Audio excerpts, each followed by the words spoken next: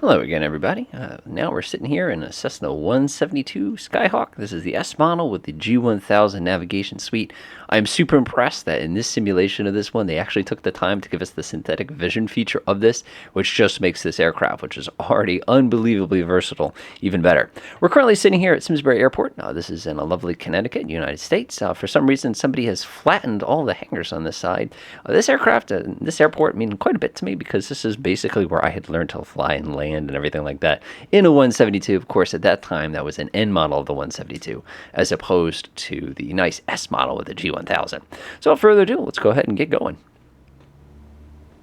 Now, 172 differs from 152 in that it's significantly more powerful. It's powered by a Lycoming 360 engine. It gets about 180 horsepower. Some of the older versions of the Cessna 172s does not get nearly that much. Now, when I was learning to fly one of these aircraft, I was not so spoiled as having, a G1000 display that could kind of provide me with all this useful information here. I kind of had to do it the old-fashioned way with steam gauges, which, there's benefits, there's consequences, and you can see I barely cleared those trees there, which is actually fairly authentic.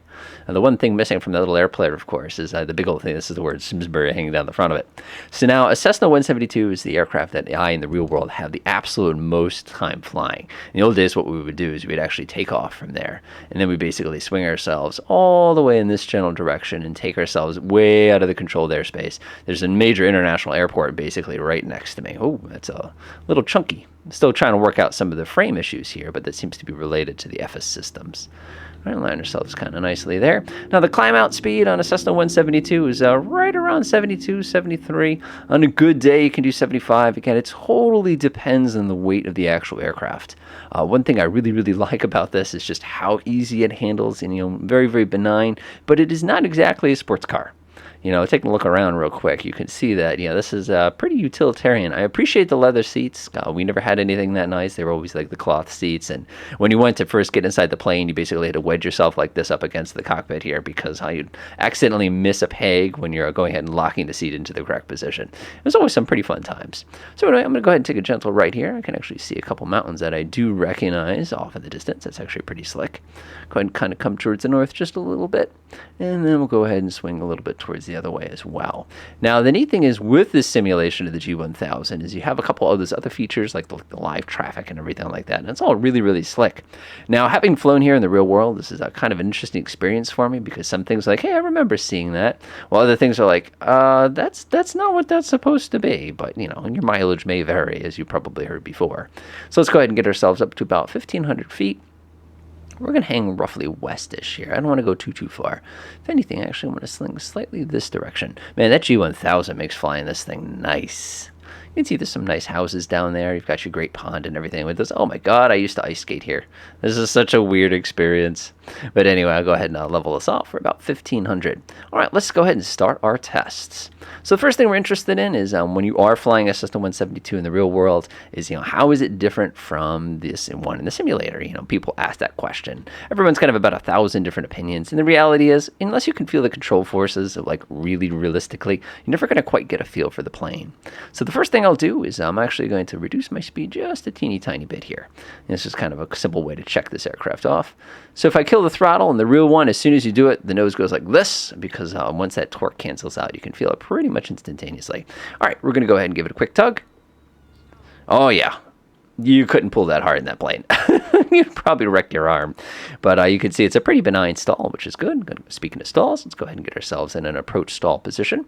Reduce the power just a teeny tiny bit. Just going to hold the nose up just a little. I just gained 100 feet from that quick pull. Yikes. You make sure when you do that, you get under your maneuvering speed. So now if this is the real plane, one of the wings should go, whoa, in just a second. That's the warning, but I'm not I'm totally stalled and I can pull. Okay, am I going to lose a wing? There it goes. There it is. That's a familiar experience. But it flies out of it very smoothly. Milk up the flaps. And I lost about 80 feet, which is way within the PTS, which makes me feel a little bit better. Okay, so another fun thing to do in a Cessna 172 when you're first learning is, you do these highly coordinated turns. One thing that was really nice about the real world is when you do turns, you can feel in your butt if you're skidding. So, you can push the rudder. Whoa, what have I done? Oh, no, what have I done? Of course, you couldn't do that in the real world because your legs would probably break off because of the pretty hefty control forces. But it's still pretty neat to see. We're in the wealthy section of Simsbury now, and that's kind of your West Ledge and all that other kind of stuff. Kind of taking a peek. Oh yeah, I used to go hiking and stuff back down in there. It's pretty wild.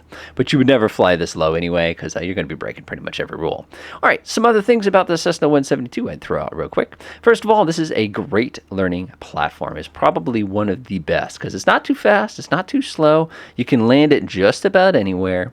The engine's pretty well behaved. You don't have retracting landing gear. You do have retracting flaps, something that you always want to kind of think about. And as far as flying this aircraft IFR, it's steady enough if there's turbulence. If you're flying this thing, in a tornado or something, naturally, you probably would want to do that. Definitely a really, really solid aircraft, and they did a really nice job with these displays. Like I said, I'm thoroughly impressed with how well they did this. I have a feeling I'll be spending quite a bit of time flying this particular aircraft around. Now, there is one thing I am curious about, though, and does the automatic pilot work? Go ahead and slap that, switch on the alt mode. It starts flashing at you to say that it's taking control. And actually, that looks like it works really, really well. Of course, I'm syncing for some reason, which makes me a little bit disbothered. You can see it says AP right there. Let's go ahead and change my heading. We can synchronize real quick by popping the button. Let's say we want to head to, these tooltips are a little in your face here, but that's all right. 270, I'm going to go ahead and press the heading button. If I can find which one the heading button is, that's nav. Heading, boop. Oh yeah, there it is. Nice. And now we can sit here and play a little bit with the power. Obviously, we wouldn't be tooling around at 2,500 RPM. I don't trust these engines, even though this is a relatively new build. About 2,400. Let's lean the mixture out a little bit. So in the real one, when you lean the mixture, the first thing that happens is your RPM comes up, which you can see is exactly what happened here. And basically, you have to play the EGT game to see how high you can get it without the RPM starting to drop. Once the RPM drops on you when you're leaning, you probably did it too hard. But in the real plane, honestly, you can hear it. And that's going to be kind of the sweet spot. Of course, if we're going too fast, it gets a little windy. Oh, look at that, Collinsville. Nice. And getting a few more RPM. Obviously, we're accelerating also. Watching the EGT slowly hike up. Honestly, I felt I'd be getting that drop anytime soon. All right, sweet. That's pretty good. All right, hopefully you guys found this helpful as far as with the Cessna 172 G1000. We'll have to take a look at the other one. If you're looking for a good starter plane, this is solid along with the Cessna 152.